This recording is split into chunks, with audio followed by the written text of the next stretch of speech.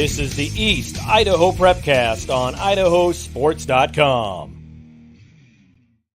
That's right. Welcome in the East Idaho Prepcast on IdahoSports.com, your one-stop shop for the biggest headlines in Districts 5 and 6, week in, week out in the great state of Idaho. Brandon Baney joined by our East Idaho resident and expert, Sean Kane.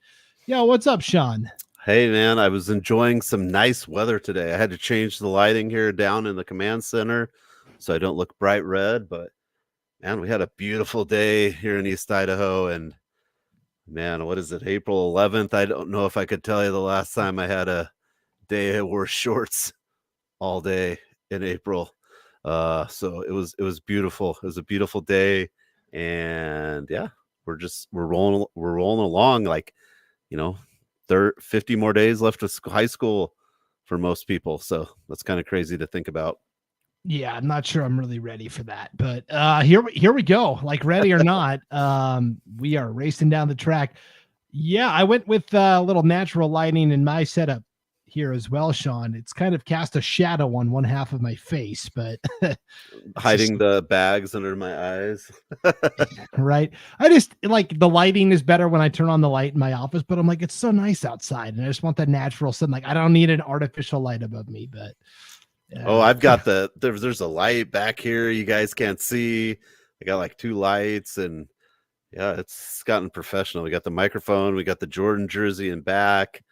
It's like 1998, but with fiber internet. Yeah. Oh man. Yeah. 1998. What a year that was. I still sign my checks 1998. I haven't written a check in a long time, but it's one of my favorite years. Yeah, I mean, Chicago Bulls won their 6th NBA championship. Are you a Chicago Cubs fan? I'm a White Sox fan. White Sox. Yeah.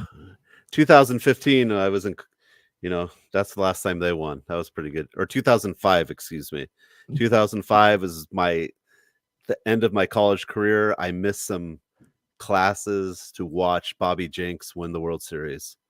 Yeah, we talked about that a couple weeks ago because I used to look like Bobby Jenks when I had just the goatee. And the only reason I asked about the Cubs was 98 was that kind of magical summer with Sammy Sosa as well, right? In the home run. Mark McGwire. Yeah, that was fun. And the Cubs won a few years back, and I stayed up really late to watch that game, and great for them. I've been to 2 Cubs games. And if you're a huge baseball fan, and we'll go on the record right now, I'm not the biggest baseball fan. That's Brandon's category. Put that in the Baney basket. I really am a fair weather baseball fan, but I've been to 2 Cubs games. I've been right on the first baseline, and it's a really fun experience. And most of my baseball fan friends are like, yeah, it's amazing. But yeah, going to a Cubs game is phenomenal in the summer in Chicago. And, I've been to Old Comiskey, New Comiskey, US Cellular, Amazon.com Stadium, whatever White Sox play in this year. But it's and that's a lot of fun too. But the Cubs game is definitely like, if you want a baseball experience, you're like in the heart of north end of Chicago. There's just so many good restaurants, and just the parking costs more than, what we would even fathom here in Idaho, and it's fun. So my uncle had Cubs season tickets one for a while, and he didn't have them just himself. Usually groups of people bought them at the time, and you go to so many games, but he lived like a block away in like a teeny little apartment, went to like, I don't know how many Cubs games that year, but it's a cool experience. And I think as a sports fan in general, just going to a historic baseball stadium like that, it's a lot of fun. Yeah, it's a good time for sure.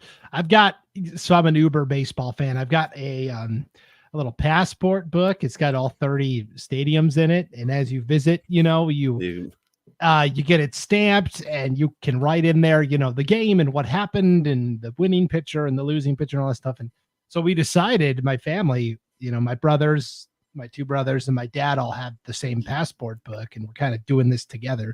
And we kind of decided, we're like, well, we better go to Oakland this summer because, that stadium, that team's not going to be there after this year. So in August, we're going to fly down and check out an Oakland A's game at least. So well, that'll be fun. Yeah, I have a lot of friends that are San Francisco Giants fans, and they've been there, and they say that's a phenomenal experience too. And yeah, there's a lot of good ballparks out there. And the cool thing at the White Sox when I was a kid is they had a thing where you go and they take your picture and put on a certificate saying it's your first White Sox game. And I got to do it as a kid, and I also got to take my kids.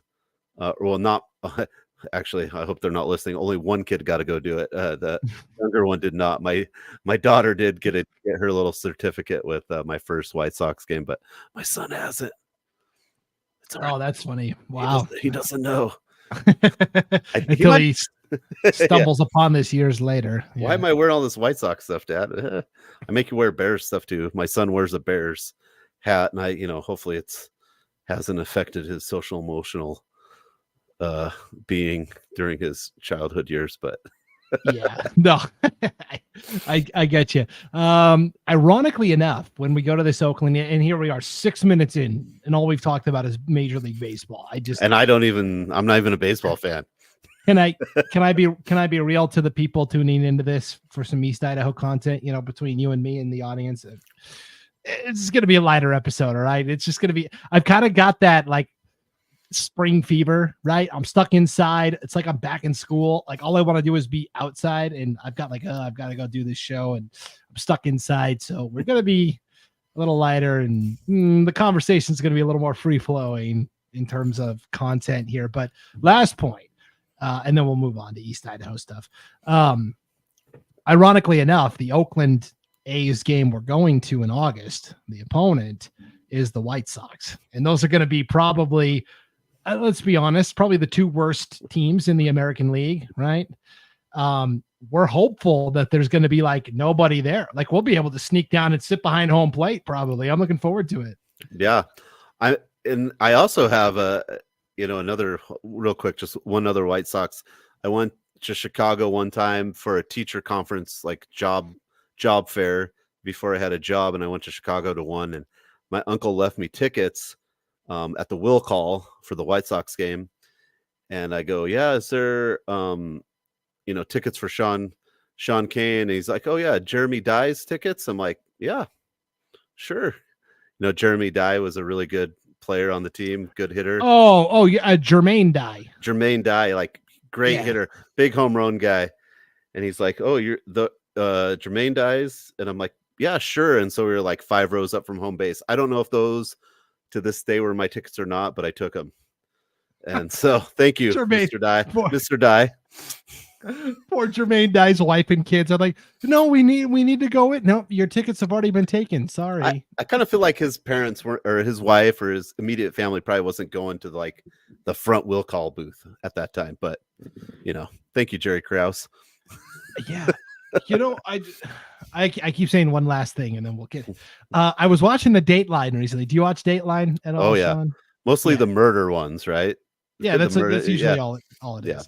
I was watching a Dateline about this ridiculous guy. It was actually non-murder related. It was financial crimes, and he was whining and dining all of these women all over the country, and then stealing their money and opening credit cards and all this terrible stuff. And the other part to it was he was pretending to be like a military veteran and like stolen valor basically, to the point where he was living in Dallas and he took one of his girlfriends to a Texas Rangers game and said like, oh yeah, the Secretary of Defense left me tickets at the will call booth. And so he gets there and they're like, we have no record of this, sir. We have no idea. And he just like, he basically berated the people and big time the people enough to the point where they were like, oh, okay, yeah, here's some tickets for you. Just go in, sir. We're very sorry. We don't want to upset the United States military. Like it worked. Like I couldn't believe it. But that guy got what he deserved eventually. Yeah.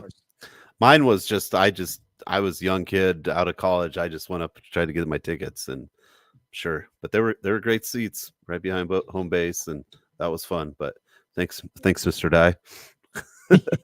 Yeah, for sure. All right, 10 minutes in. Major League Baseball, Dateline baseball. Let's start there. The first baseball coaches poll of the year came out. Sean, we always like to wait until April to start the coaches polls, just because, like, all the Treasure Valley teams, they've already had 7, 8, 9 games under their belt, right? But for East Idaho and North Idaho and the Magic Valley, it's a little trickier. And so some teams get through March with like maybe a game. Last year, Malad softball didn't have any games. And so we like to wait till April to kind of roll out the first coaches poll of the year. And then even then last week, a lot of games got wiped out due to rain and stuff, right? Yeah. I mean, it's been better than last year. That'll be I feel like the weather's been better than last year, but some results are trickling in. So I think it will have the first snapshot of what's going on around the state, right? Yep, for sure. So let's take a look at the first baseball coaches poll of the year. These will come out every Wednesday at IdahoSports.com.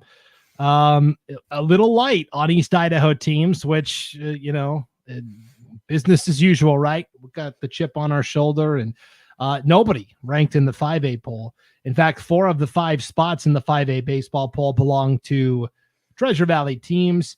If you're looking at who also received votes, Highland was the only team from East Idaho that even received any votes, Sean, and they were the very last team to receive votes. So they technically were like 9th in the poll, basically.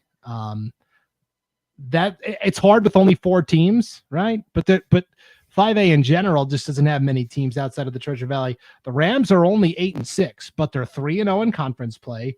And they have, played pretty competitively. They lost to Rocky Mountain twice by a run each time. They've lost to Mountain View by 1 in extra innings.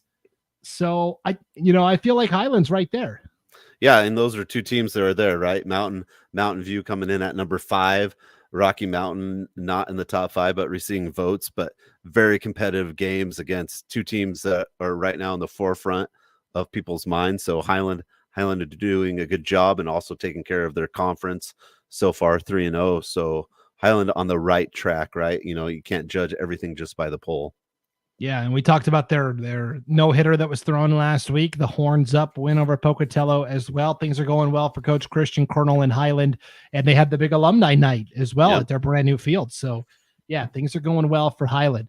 For a poll, we have the Blackfoot Broncos checking in at number 2 in the initial poll, Sean, to the point where, to tie it back into Highland, Highland had an open date on their schedule, Sean, and so they called up Blackfoot and said, hey, you want to play? Like, you want to host us for a game?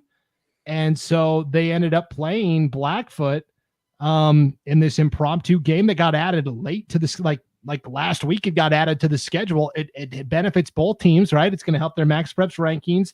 And Highland got the 14-6 win. It was a pretty fun, feisty game between 2 really good teams.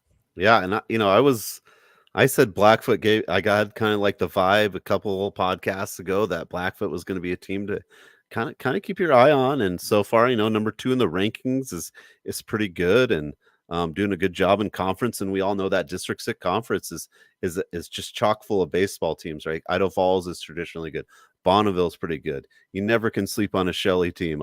You just can't. Whatever sport it is, I would never sleep on a Shelley team. But Skyline also playing well too.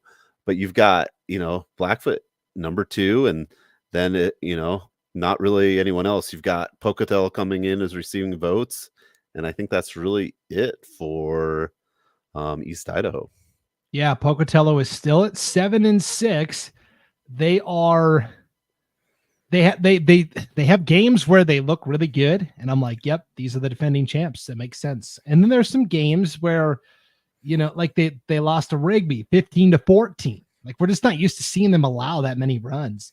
They lost earlier this year to Twin by 10. We're just not used to seeing, when they have fallen, it's been competitive. And so I still trust in Pocatello, right? They've got a lot of really good players back. I think they're going to be okay.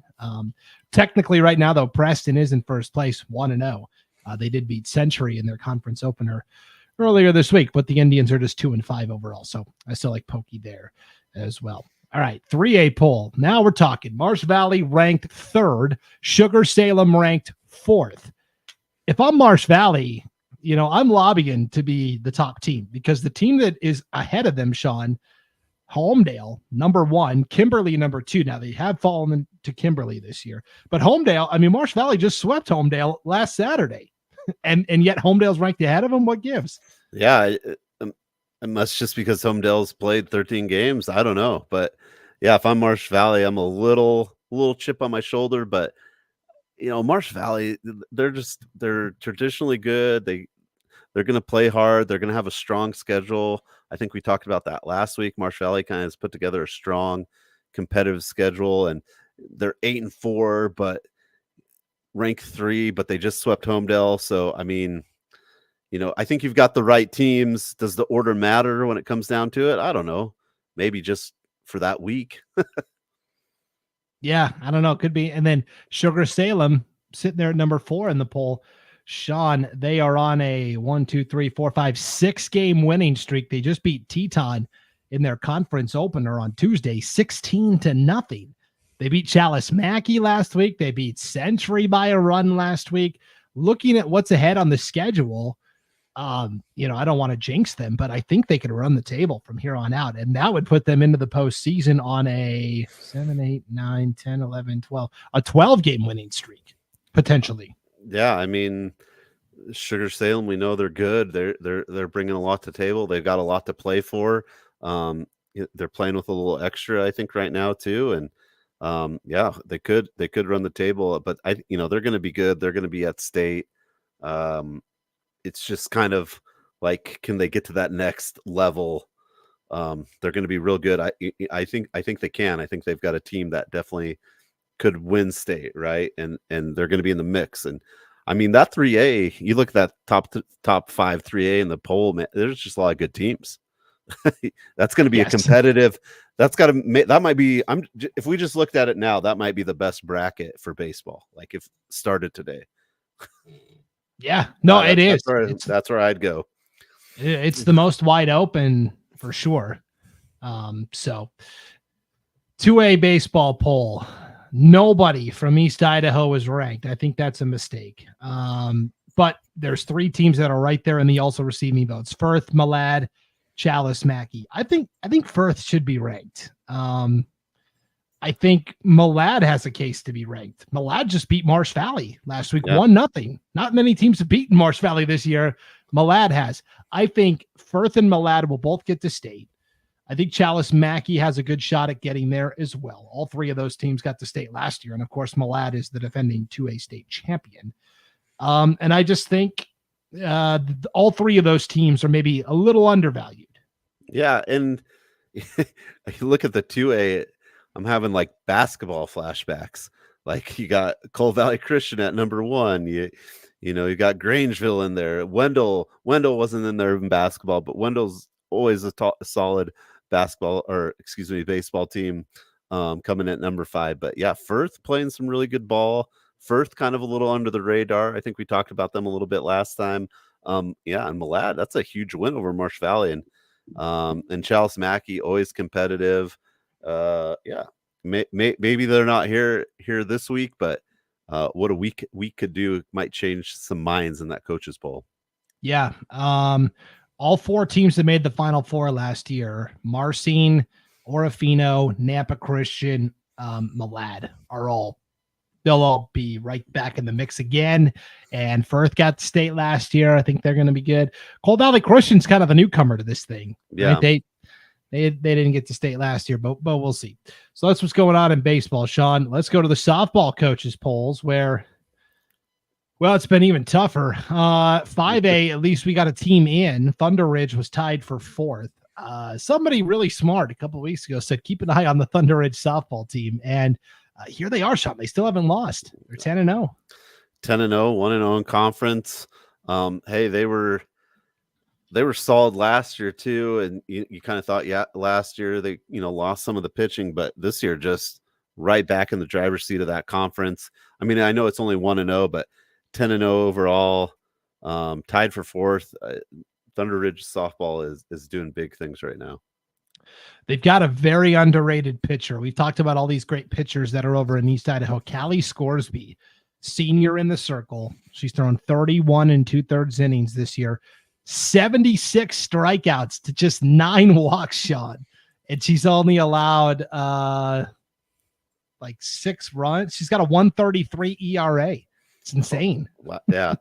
I mean, and we're only halfway through, right? I mean, that's the end of the year numbers, right? When you've played a bunch of games halfway. I mean, what are these going to look like at the end of the year? I mean, I don't know if they keep detailed records on things like that. Usually individual schools do, but Thunder Ridge isn't that new. She might be embarking in some records in her school at least.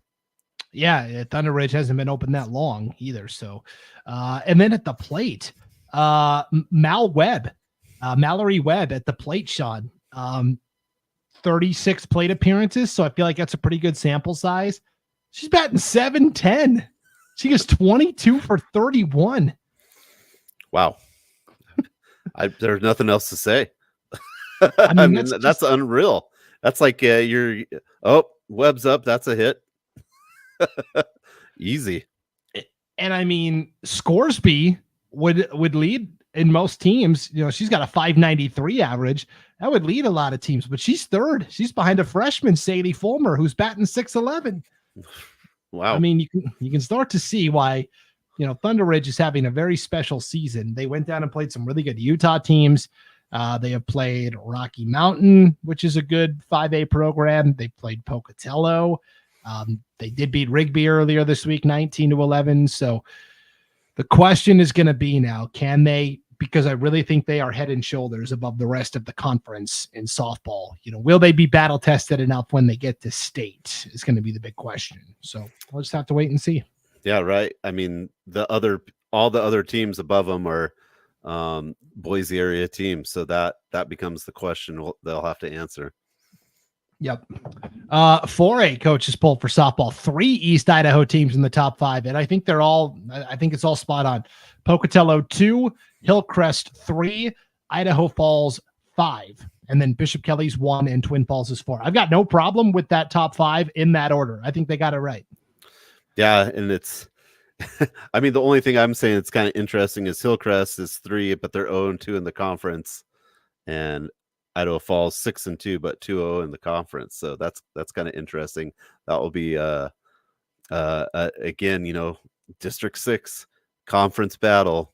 We bring it up every week for every sport, and we're going to be heading in the same direction. Yeah, so you did mention, and that's a good point to bring up. I guess you probably could flip-flop Idaho Falls and Hillcrest, certainly, because the Tigers have had the upper hand, right? And everybody plays each other twice in the regular season, and Idaho Falls has since stretched out to 3-0 in conference play. Sean, they beat Shelley last night, 6-1. Both of those games against Hillcrest, though, were 1-run games, 3-2 and 11-10.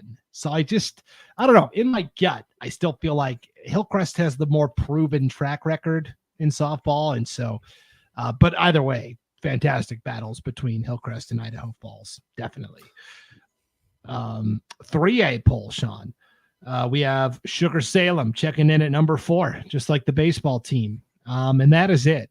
Really, you know, they're 9-4 overall. They're 1-0 in the conference. Are they going to be pushed by anybody? You know, South Fremont has had a good program in years past. They're 7-6. Teton's not really in it. And really from District 5, it is Marsh Valley's conference there. American Falls has fallen off a little bit, and Snake River's not as strong as they've been in years past either. Yeah, I'm used to seeing Snake River here in the softball. We talked about them a lot last year. You know, South Fremont did receive votes, didn't make it into the top 5, but yeah, Sugar, what a surprise. Sugar in the top 5 situation in an athletic event in the state of Idaho. I will say, and I will come back and eat it if I'm wrong here. I'm not sure how East Idaho stacks up in 3A softball this year. You know, Homedale is so good. Weiser is really talented. Kimberly is the defending champions. That's a pretty good top 3. And Parma's 12-1. They just lost for the first time last night, Sean. Nobody in Parma can tell you the last time they went this long without losing. So, I mean, 12 on the poll they're 12-0, 4-0 in conference, but last night they picked up their first loss. But They did receive some first place votes, but Parma always really strong program in almost every athletic event. But that'll be again, that 3A conference is going to be interesting in the softball side as well. Yeah. And then 2A poll, Malad number 1, 5-0 when the poll was conducted. That checks out. North Fremont just missed out. They would be 6th essentially in the poll. They were in the receiving votes. West Jefferson and Bear Lake caught some votes as well. But to me, it's pretty clear. It's Malad in District 5. And in District 6, I don't know. I'm still not sold and ready to call it North Fremont's yet. I know they're 3-0 and they're 6-1 overall. And they have beaten Ryrie, Salmon, and West Jefferson. But I still kind of want to see how they do against Firth. Mm-hmm. And I'm still kind of just surprised at West J, who has been such a good team the past couple of, they're like a Saturday finalist the last couple of years at state. 0-8. That's tough. Yeah. Sometimes there's some big turnover and that happens, but yeah, North Fremont doing pretty well, West J, but it'll be interesting to see how Firth does. I mean, Firth has been pretty strong this year. So North Fremont, the Firth game will be interesting to see what happens. That'll probably give us a little more clarity. Yeah, and they don't play until later on in April, the 23rd and then the 30th, and that'll kind of give us an idea. But Firth is a team with potential, I think. They lost to Declo 17-16 in 8 innings. They lost to Parma by a run. They have 1, 2, 3 one-run losses this year.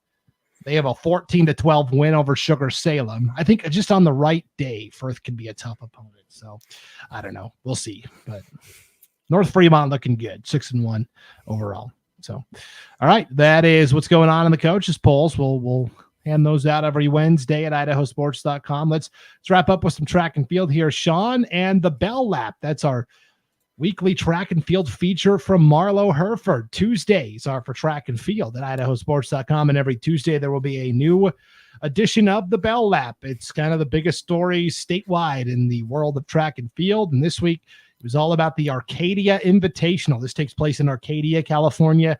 It's kind of like the big kickoff to the national season, Sean. There's a college meet, there's a high school meet. And for Idaho, they went down and performed pretty well. A lot of good competitors. The top performer, though, was Nelah Roberts of Skyline. I'm sure you're shocked to hear that, right? Have we brought her up yet this spring? I kind of feel like maybe that's our bad. I don't know. Right.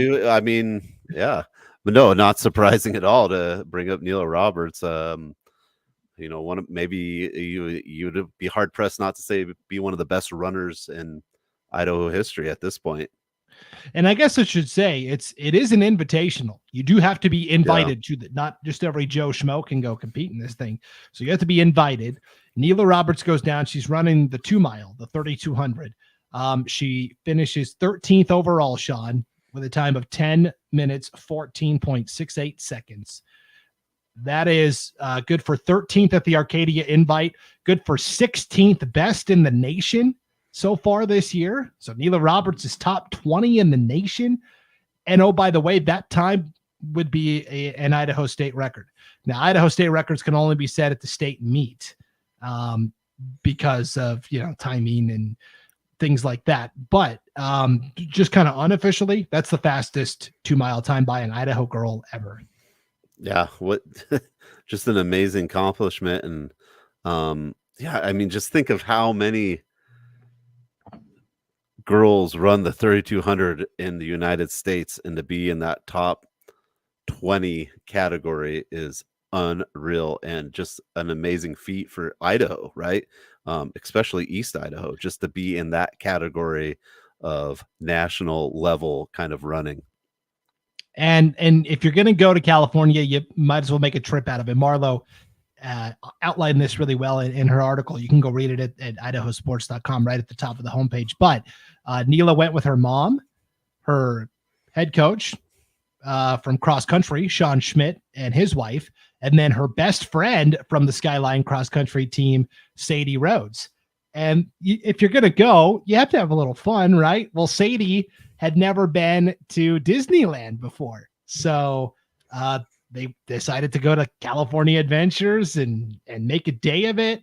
And so it was kind of right around her birthday as well. Wow. Sadie's birthday. So that was kind of cool that, they were able to bring her along. And even though she wasn't competing, still was able to have fun and be a part of it. Yeah. And, it's hard sometimes because it's very individual, right? And it's hard to get that team aspect. So it's, it's awesome to have teammates and friends be there. So you don't feel so alone, I think, as far as that competing thing, because you've got all these people from all over and you don't have your team cheering you on. So to have those people in the stands for you is such a big thing. And yeah, what a fun experience. Go. And that's what sports do. Sports give you experiences, and that's something they'll remember for the rest of their life. So they'll talk about that when they're our age, Brandon.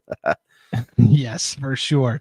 Hey, one comment here in the chat, Sean, and then we'll get out of here. This is from Garrett Vale. He is an outstanding senior at Minico High School. Hey, Brandon, I know it's not wrestling, but just thought I'd say hi. Hey, Garrett, good to see you. Magic Valley Prepcast will be tomorrow on IdahoSports.com. Garrett, Sean, just went to the national NHCSA Nationals in Virginia Beach, Virginia. He took second in the entire competition at 220 pounds. He got pinned by a guy who's signing with the University of Virginia. So hey, no shame there. And second place in a national competition, pretty awesome. Garrett Vale from Minico. Yeah, what a great experience. I mean, I've never been to Virginia Beach. I would like to go if you need another coach. No, but that's awesome. And thanks for tuning in. But yeah, congratulations. Just Idaho wrestling. I know we're past that, but man, it's there's a bright light here in Idaho for wrestling right now, and it's shining, and the nation's starting to see, I think. Yeah, for sure. And Minico's close enough to East Idaho that we, once upon a time, Minico was in the same conference as Pocatello and Century, and they're that's an easy drive from Pokey to Minico. That's not that bad. I'd love to be in a conference with them again, but I won't get into that. Yeah. Oh boy. Anyways, let's get out of here. On that note, hey, thanks for tuning into the East Idaho Prepcast, everybody. Thanks for allowing us to indulge a little bit in some off-topic banter at the start of the show, and we'll be back locked in and focused next week for another edition of the East Idaho Prepcast. For Sean Kane, I'm Brandon Baney. Thanks for tuning in on IdahoSports.com.